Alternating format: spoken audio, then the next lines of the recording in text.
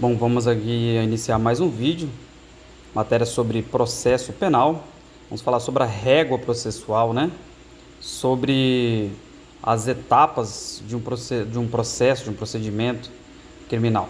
Bom, vou começar por essa parte aqui, depois a gente vai para outra parte. Inicialmente, quando acontece o fato criminoso, é instaurado o inquérito policial, né? E aí o inquérito policial tem todas as etapas, né? Baixa uma portaria, instaura o inquérito policial e aí começa as diligências para levantamento de provas, documentais, testemunhais, né? Para fazer todo o levantamento de provas, né? Pedido de interceptação telefônica, busca e apreensão de coisas, né? De ambiente, em ambientes, né? Então, assim, são várias diligências que podem ser realizadas no inquérito policial. Esse inquérito policial, quando faz todo o levantamento, né, das provas testemunhais, documentais, faz todos os pedidos de diligência, encerra o inquérito policial com um relatório policial. Então, o relatório policial é o fechamento do inquérito policial. Depois desse inquérito policial, quando ele está concluído, na prática ele vai para o magistrado. O magistrado dá vistas, né, a esse inquérito policial, ao relatório policial, e ele envia para o Ministério Público.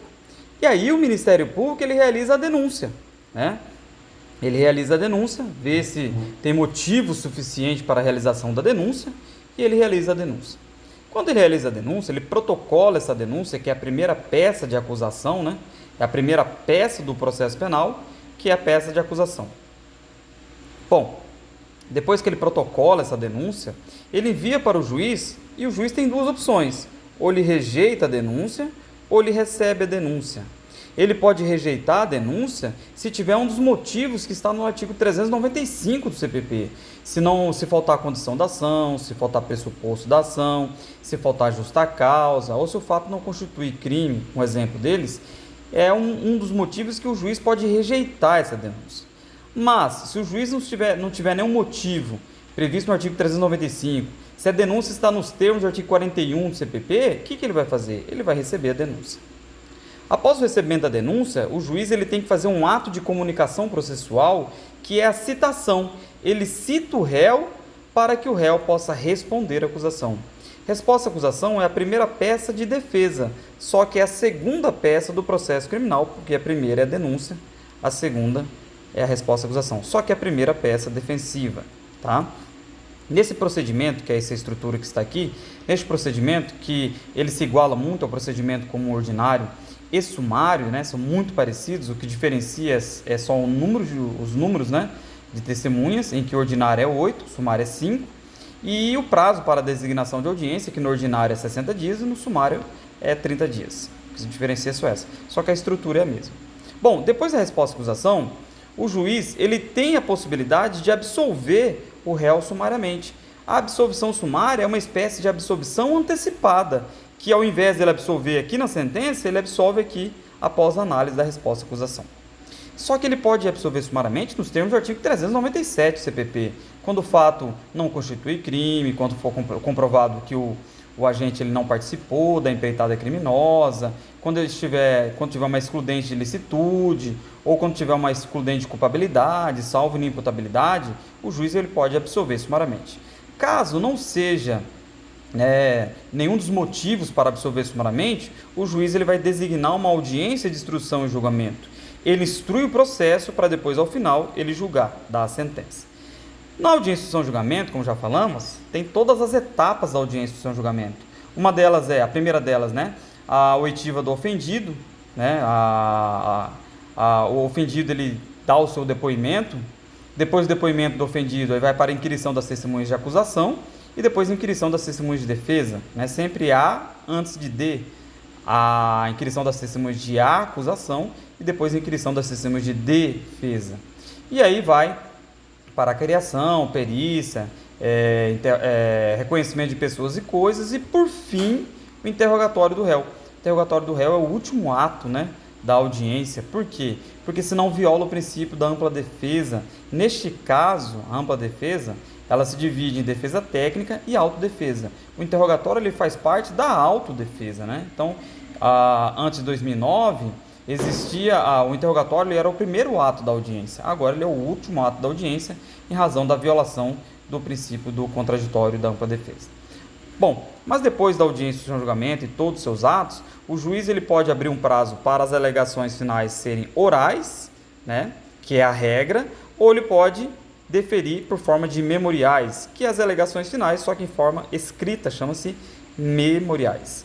Bom, o juiz ele só vai deferir em memoriais quando quando o caso for muito complexo, ou quando tiver muita testemunha, né? O caso muito complexo ou tiver muita testemunha, ele defere por forma de memoriais.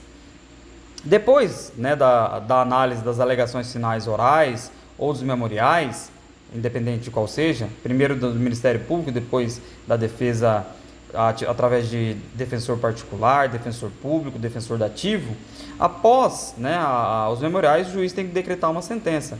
Pode ser essa sentença condenatória parcialmente, pode ser essa sentença condenatória totalmente nos termos da denúncia, pode ser uma sentença absolutória própria, uma absolutória imprópria, pode ser uma sentença declaratória de extinção da punibilidade, declaratória de perdão judicial, né? Pode ser um exemplo deles.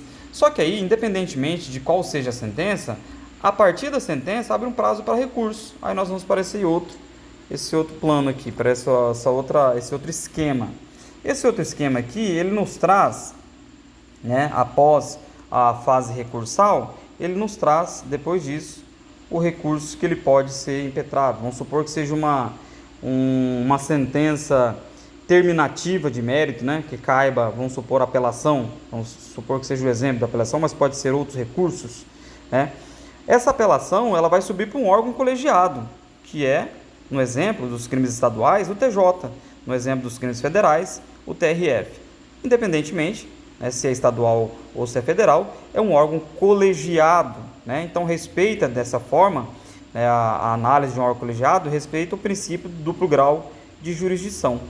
Então, depois da análise desse órgão colegiado, por um revisor, por um relator, por um vogal, né, eles podem fazer análise da matéria de fato, né, e da matéria de direito também.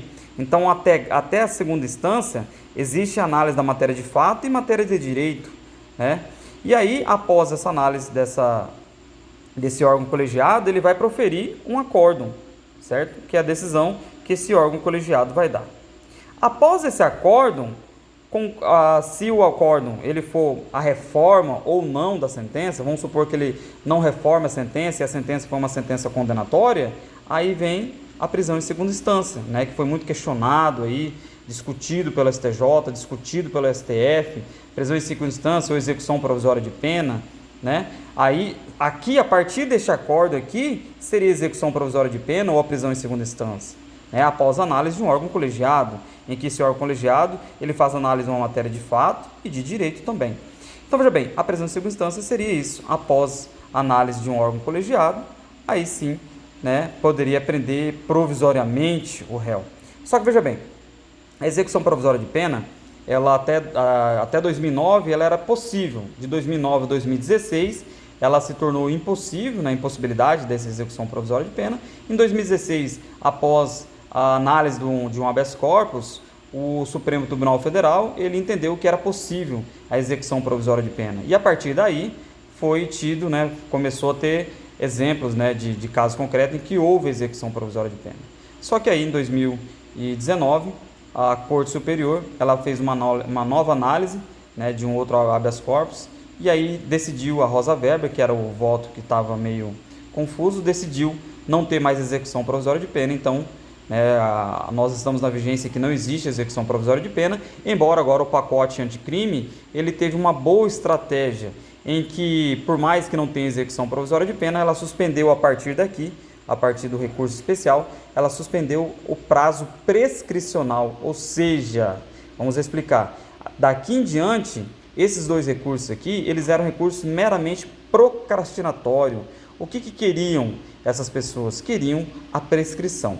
Porque, veja bem, após o acordo desse órgão colegiado, após esse acordo, geralmente, o réu, ele para protelar, para procrastinar a execução, né, do seu crime, da sua pena, ele fazia o quê? Ele entrava com recurso especial, né, perante o STJ, porque ele falava que havia uma violação de uma lei federal.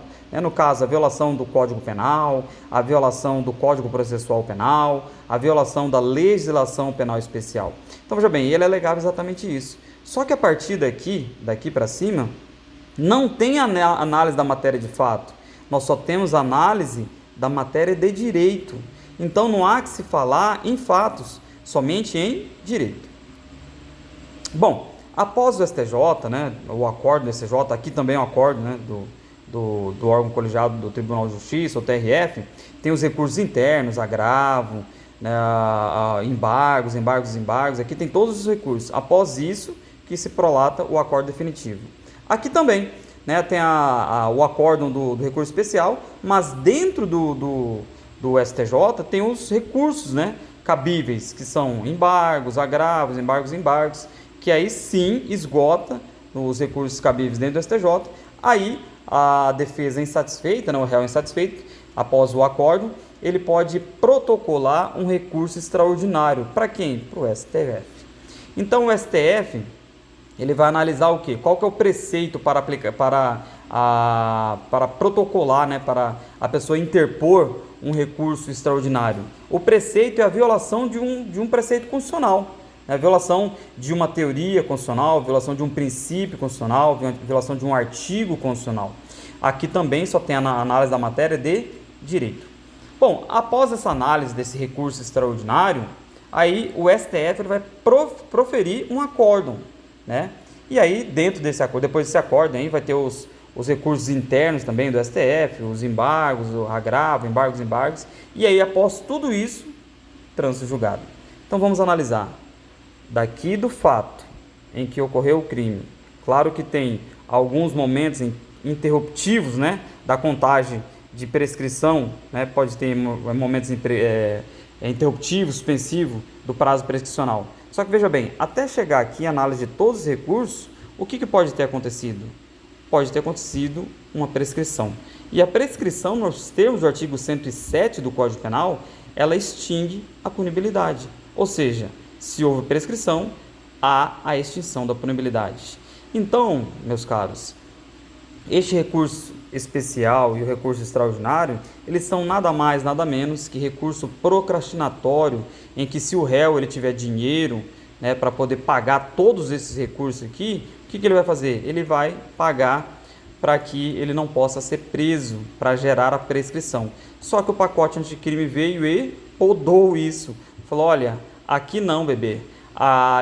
Depois da análise de segunda instância, daqui em diante, você pode continuar recorrendo, porque a Constituição Federal fala que só pode ser preso após o trânsito julgado, né? Em respeito aí ao princípio da presunção de inocência. O pacote anticrime falou, daqui em diante você pode continuar recorrendo, né? Você não será preso, não terá execução provisória de pena, né, em segunda instância. Não violaremos o princípio da presunção de inocência, porque você só pode ser preso após o trânsito julgado. Só que o seguinte, o pacote anticrime falou assim, você pode recorrer em recurso especial para o STJ, você pode recorrer com recursos internos, né, depois do acordo do STJ, você pode recorrer com recurso extraordinário para o STF, você pode recorrer com todos os recursos internos do STF. Só que o prazo prescricional vai estar suspenso, ou seja, a cereja do bolo o réu não vai ter.